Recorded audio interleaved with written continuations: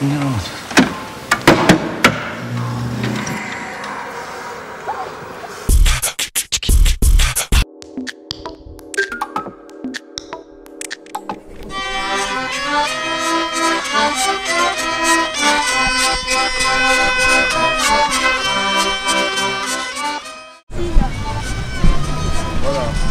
Daniel, Jeanne d'Albret pour vous servir. Comtesse du Périgord. Voilà. Ma cousine en visite chez vous. Bonjour cher monsieur.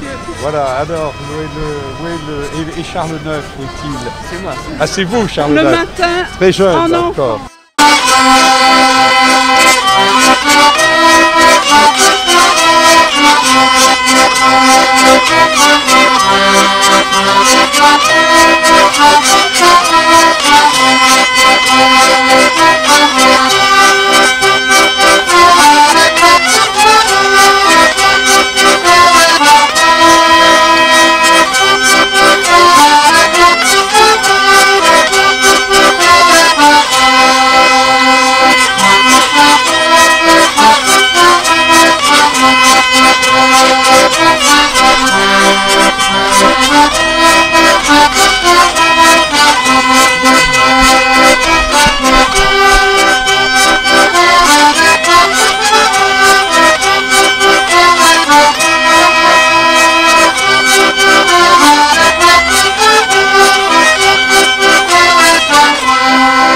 Catherine Larcher, bonjour, présidente de Mémoire de l'Art depuis pas mal d'années maintenant. voilà exactement, donc Mémoire de l'Art depuis 1999, qui est devenue en même temps association du quartier centre-ville, centre historique.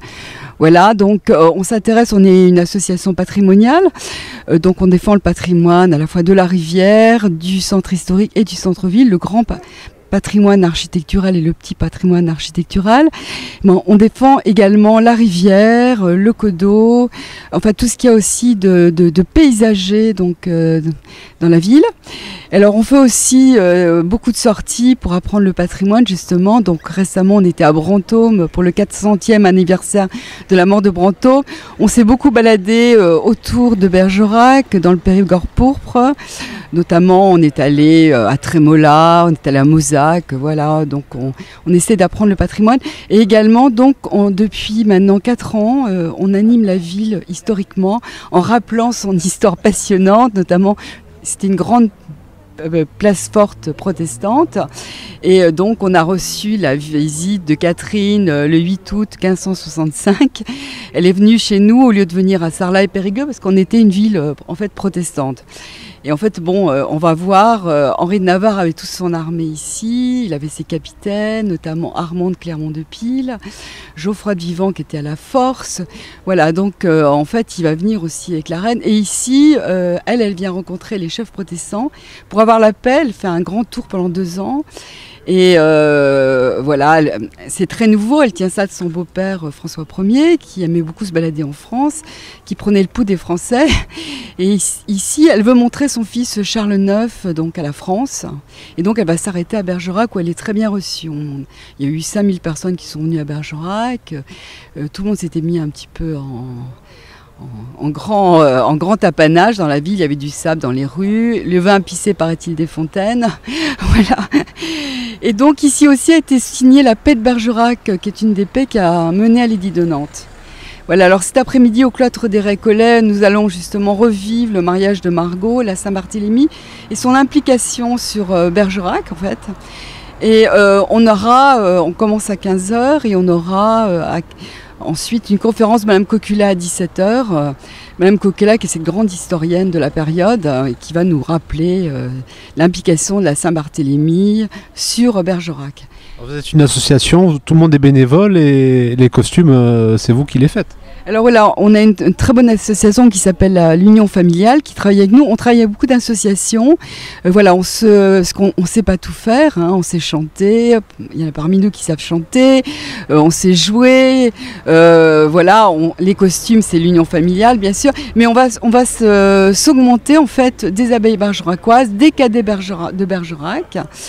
Et surtout, bon, effectivement, beaucoup de bénévoles. On va revivre notre histoire. Beaucoup de bénévoles vont revivre leur histoire. Voilà.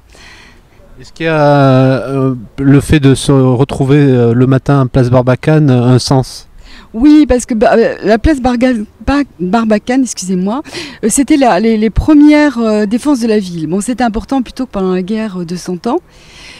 Alors, mais en fait, c'était important de traverser le pont. C'était l'unique pont sur la Dordogne. Et elle avait fait ça. Elle avait traversé, en fait. Elle est arrivée dans le faubourg, comme on dit, et elle avait traversé donc la Dordogne. Voilà, en grand apanage avec un cheval que nous attendons d'ailleurs. Et je crois que le pont n'était pas au même endroit. Hein. Alors le pont était juste un petit peu décalé, il était en face. Il donnait sur la petite ruelle qui est sur gauche quand on est face à la rive droite. Vous voyez, ici on voit très bien ce qui s'appelle la culée, et en face vous avez donc la rue du pont, ce qu'on appelle la rue du pont.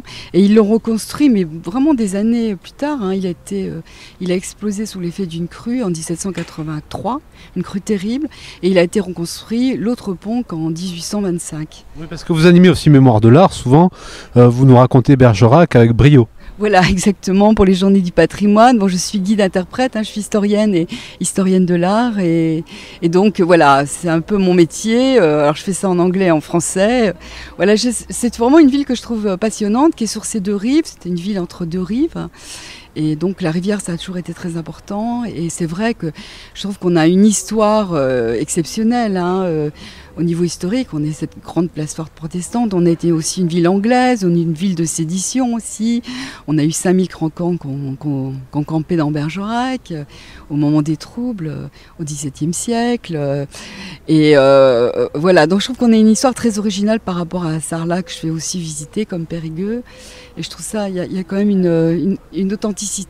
Alors, rive droite, il y avait des remparts, c'était... Oui. Voilà, alors il y avait des remparts dont on voit encore quelques traces d'ailleurs. Voilà. Et donc ici, c'était le début de la défense en fait. Voilà. Ce qu'on appelle une barbacane, c'est-à-dire le début de la défense de la ville. Merci. Je vous remercie beaucoup. Pierre de Bourdeil, communément appelé de Brantôme. Donc c'est le rôle que vous jouez? Voilà, que je joue depuis pour la 4e fois. Et c'est toujours différent ou c'est toujours la même chose? Non, il y a des modifications, mais l'histoire est la même. Mais il y a des modifications. Par exemple, là, on va parler de la Saint-Barthélemy un petit peu. Bon, l'année dernière, c'était les accords entre le roi de France et le roi de Navarre. Chaque année, on change un petit peu de thème, mais on reste sur des événements de Bergerac. Avec des vieux textes d'autrefois aussi. Ah, oui, absolument, absolument. Ouais. Voilà la reine qui arrive, qui devrait être reçue par le maire de Bergerac, normalement. Voilà, le cortège. Et un beau cheval pour l'occasion. Voilà, d'époque. D'époque.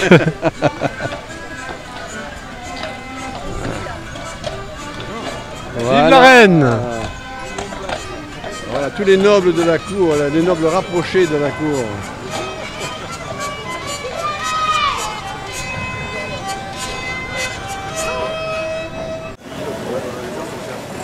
Bonjour monsieur le maire.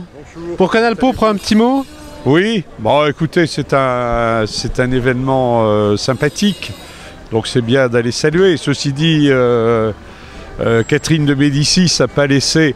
C'est vrai, quand elle est venue à Bergerac, c'était une époque où elle cherchait plutôt à réconcilier les Français, les catholiques et les protestants, à l'époque, puisque c'était les guerres de religion. Par contre, ensuite, elle a beaucoup durci ses positions, puisqu'elle est à l'origine, elle est une des instigatrices de la Saint-Barthélemy, où plusieurs Bergeracois ont trouvé la mort, notamment Clermont de Pile et le duc de la Force. Le père du duc de la Force. Et le duc de la Force, celui qui a été le compagnon d'Henri IV, a failli être tué à la Saint-Barthélemy, puisqu'il avait une douzaine d'années. Il est tombé, il s'est laissé tomber sous le corps de son père et de son frère en faisant croire qu'il était mort. Et il a réussi, heureusement, on a réussi à l'exfiltrer de Paris, à le ramener en Dordogne, ce qui lui a sauvé la vie. Voilà. Donc voilà, les sentiments à l'égard de Catherine de Médicis sont quand même partagé. Quand il crie vive la reine et vive le roi, il n'y a pas de tomates encore sur. Comment ? On jette pas des tomates. Non, mais enfin, je veux dire, non, c'est une reconstitution. En fait, il y avait Marie de Médicis, elle venait là, en fait, elle accompagnait Charles IX. Remplaçant. Oui, qui remplaçait Henri III. Oui. Henri II, pardon. Voilà. Et ensuite, on n'a pas eu tellement de visites de chefs d'État à Bergerac, puisqu'après, on a eu quand même la visite de Louis XIII, qui a été quand même très importante, parce qu'il y avait une révolte vers 1621, je crois, il y a eu une révolte importante, animée d'ailleurs par le duc de la Force, puisqu'il y avait la remise en cause des privilèges des places protestantes à l'époque, et Louis XIII est venu à Bergerac. Il a séjourné une dizaine de jours à Bergerac. Puis ensuite, sous la République, on a eu la visite de 4 présidents de la République à Bergerac. On a eu Félix Faure qui est passé très brièvement, qui a accepté de s'arrêter 2 heures à la fin du 19e siècle. On a eu Raymond Poincaré, on a eu le général de Gaulle en 61 et François Mitterrand en 84. Voilà. Merci pour ce... Vous voyez, quand on a eu les visites de chefs d'État, il y en a eu quelques-unes quand même. Alors, ceux d'aujourd'hui sont plus décorés. Comment ? Ceux d'aujourd'hui sont un peu plus décorés. Ceux d'aujourd'hui. Les visites de Catherine de Médicis se font sous des costumes d'autrefois. Charles IX et Catherine de Médicis, ça s'était fait quand même avec une très grande mise en scène. Oui, c'est ça. Ouais. Oui, moi j'ai relu un peu ce qui s'était passé à l'époque. Le pont, enfin c'était pas le pont actuel, c'était l'ancien, le pont qui a été emporté par la suite et détruit par la suite, avait été couvert de linge blanc. Il avait été en quelque sorte emballé dans du linge blanc. Il y avait des fontaines dans lesquelles coulait du vin. Enfin, il y avait une mise en scène et puis il y avait toutes les corporations, notamment les bateliers qui étaient en grand costume pour accueillir le roi et la reine-mère. Il y avait vraiment un très grand décorum.